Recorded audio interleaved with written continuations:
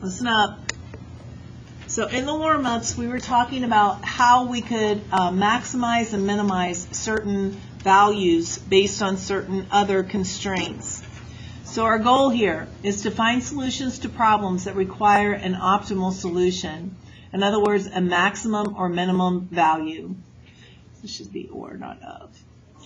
So the first thing that we're going to do is write a primary equation. This is what needs to be maximized or minimized. We may need to insert a secondary equation into the primary equation in order to have a single independent variable. We cannot have two variables to do this calculus method. We want to think about whether our answer would make sense. In some cases, it does not make sense to have a negative value. If I'm talking about the length of a side of a square or rectangle, it would make sense to have a negative. Then we're going to use our calculus techniques to find the max or the min. So the first problem, similar to our first warm-up, it says find two positive numbers whose sum is 110. Well, I can say that x equals my first number and y equals my second number. We're told that these two numbers must have a sum of 110, so that means that x plus y must equal 110. But I just said that we only want to have a single variable. We don't want to have x and y in the problem. So if x plus y is 110, I want to solve this for y. Y is going to be 110 minus x. So now, instead of calling my second number y, I'm going to call my second number 110 minus x. So I'm going to be using this for my second number, this for my first number. So this was just a way to help me understand what my second number is in terms of x. So I have my first number, my second number. I want the product to be a maximum. So now I just say the product is going to be equal to, and I'm going to have to multiply those two. So x is my first number, 110 minus x is the second. I'm going to multiply those out, so I get 110x minus x squared. Using calculus, how do I find a maximum or a minimum value? What do we do? Say it louder. Yep, take the first derivative. So the first derivative then is going to be 110 minus 2x. After I have the first derivative, what do we do? Set it equal to 0. So I want the change in the product to be 0. So when I solve this, I'm going to get 2x equals 110, x equals 55. That's my critical number.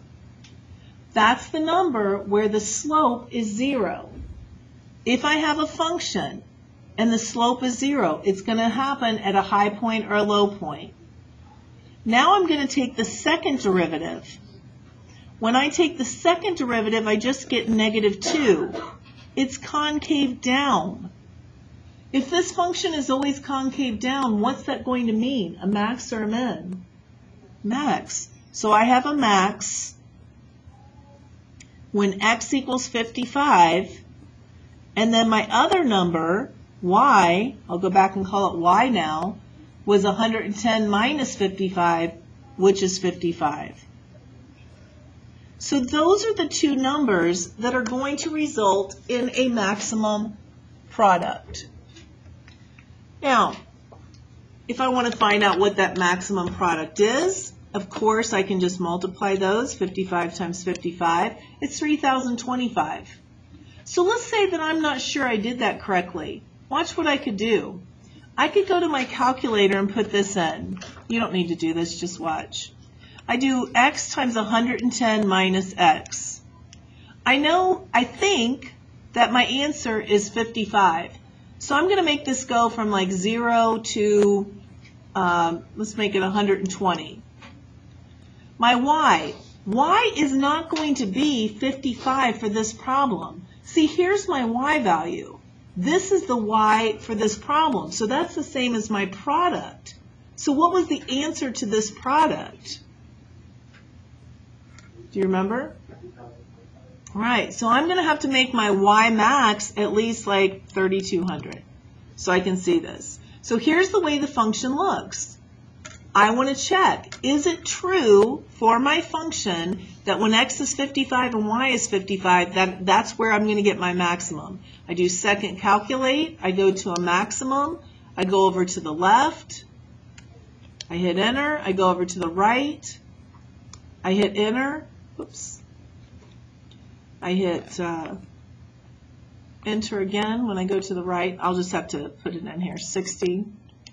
And then I push enter again, and it tells me right here, if x is 55, my product is going to be 3,025. I have to understand that my y value was 110 minus x. Okay, so just some ways to double check things. Number 2, the product of two positive numbers is 192. Right there gives me my first constraint. So x times y must be 192. So my first number is x. My second number, I don't want to call it y. So what can I call it instead of y? What would y be for based off? 192. Right, 192 divided by x is what I'm going to have to call my second number. So now I keep reading. It says the sum of the first, so my first, plus 3 times the second, and that's going to have to give me a minimum. So this is just, I just have to call it a sum. This is where people get confused. They write this down and they're like, but what do I set it equal to? Whatever you want. I'm just saying the sum. I just call it S. Back here it was a product. I called it P. Use whatever variable you want. So now simplifying this, I'm going to have x plus, I need to know 3 times 192. That is 576. So I have this. Now I'm going to have to take the derivative of this. So what would be a better way to write this? Right, 576x to the negative 1, that's my sum. I have to take that derivative. Derivative of x is 1. 576 times negative 1 is negative 576, x to the negative 2. Set it equal to 0. Bring this over here. Cross multiply. And now take the square root. Square root of 576 is 24. And it's plus or minus 24. Why am I not going to use the negative 24? Positives. So I'm not going to worry about the negative 24. I'm going to take the second derivative now. When I take the second derivative, negative 576 times negative 2, I really don't even care what that answer is. I just care if it's positive or negative. It's a positive over x to the third. So if I were to substitute in 24, I would have a positive over a positive, which is a positive. So if my second derivative is positive, I'm concave up. And so what does that mean we're going to have? Minimum. And that's what we want. If we're concave up, we have a minimum.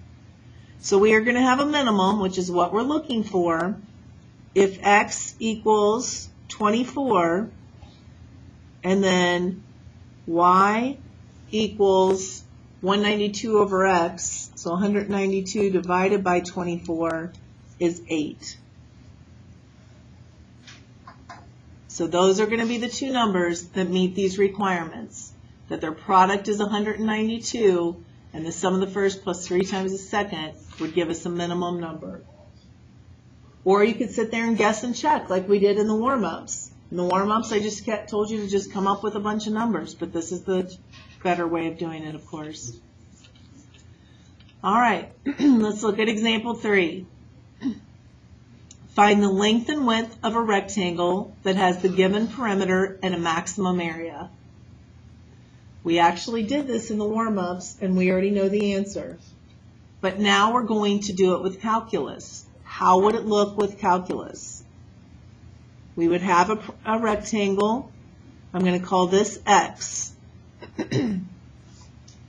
If all the way around it is 120, what is just this going to be then? This is Y, but I mean just these two added together, all the way around is 120, so these two added together would just have to be 60. So what's this going to be then? If this is 20, this is 40. If this is 10, this is 50. If this is 5, this is 55. 60 minus X, right. So we're talking about area. So our area is going to be base or length, whatever you want to think of it as. Base times height, length times width. There's our area. Distributing that, 60x minus x squared. Taking the derivative, 60 minus 2x. Set it equal to 0. Solve. 30 is our critical number.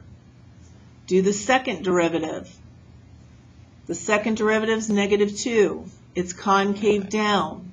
What does that mean then? So we have to have a max. So we have a max when our length or width equals 30 and our width, 60 minus 30 is 30. And like we talked about earlier, some people in the warm-up said, yeah, but 30 and 30, shouldn't the question ask for a square then? Well, a square is just a special type of rectangle. In fact, a square is going to be the object that's always going to maximize that area if you have a given perimeter. It's a fact. All right, one more. This is the toughest one, so watch closely. Which points on the graph of f of x equals 4 minus x squared are closest to the point 0, 2? Here's what we're looking at. We've got this parabola 4 minus x squared. If I set that equal to 0, it's going to have intercepts at 2 and negative 2. So this might like represent some kind of path. Then it says, which point on here is closest to 0, 2? Maybe we're having this is in a park, and we want to have a bench at whatever point is closest to, maybe this is a fountain or something. So we want to know which point along this path is the closest to that. It appears to be right there. Would there just be one answer though? 2, both of these, right? Both of those appear to be the closest. So the question is, where exactly are they? Well, when I look at this function, here's how I write it. If I plug in x, my result is 4 minus x squared. My other point is 0, 2. So I have 2 points, and I'm trying to minimize distance. You have to know the distance formula. This is the distance formula. The square root of the difference in the x's squared plus the difference in the y's squared. This is what we're trying to minimize. Now, here's the good news. Taking the derivative of something with the radical is very difficult. We don't really need the radical. Because if we can minimize what's under the radical, then we can minimize the entire thing. So, I'm going to think of this as being x sub 1, y sub 1, x sub 2, y sub 2. And I'm just going to plug it in, and I'm going to forget about the radical. So d equals x sub 1 is x minus x sub 2 is 0 squared plus y sub 1 is 4 minus x squared minus y sub 2 is 2 squared.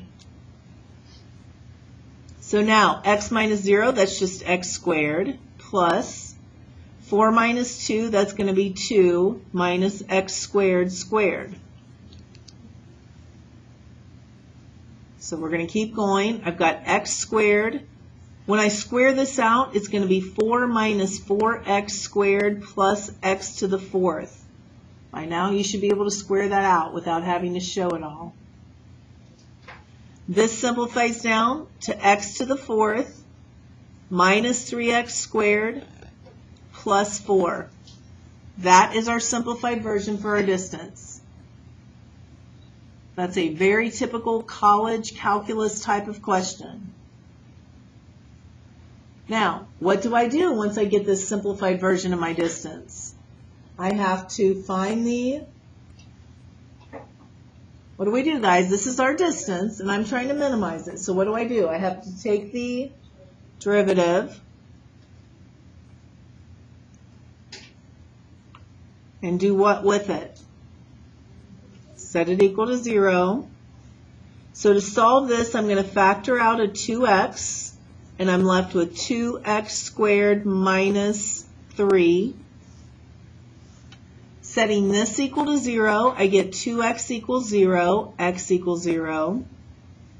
Setting this equal to 0, I get 2x squared minus 3 equals 0. 2x squared equals 3. X squared is 3 halves. Take the square root. I get plus or minus radical 3 halves. All three of these are critical numbers. I'm going to take the second derivative. The second derivative is 12x squared minus 6. If I plug in 0, I get a negative. If I plug in 0, I get a negative.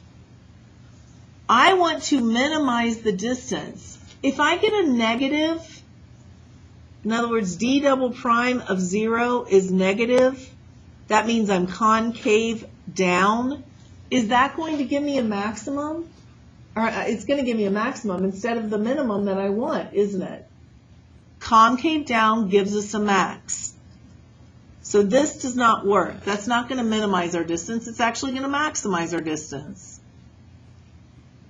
So what we're going to do instead is these are going to be the ones that work. If I plug those in, either one of them, if I square a radical, the radical's gone. 3 halves of 12 is going to be 18 minus 6. That's positive. So that means it's concave up, so I have a minimum.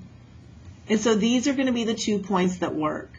So the points are radical 3 over 2 and negative radical 3 over 2. I'll get the same answer when I plug them back in because it's getting squared.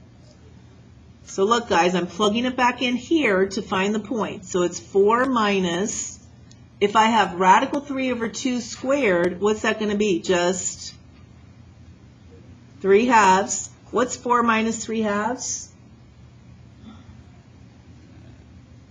What is it?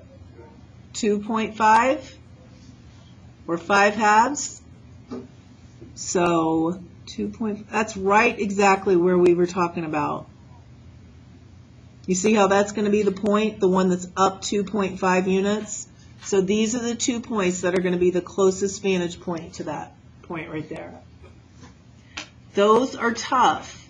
I want you to work through it though. It's number 11 and 13 are the 2 toughest ones. The other ones should go pretty quickly and be pretty easy.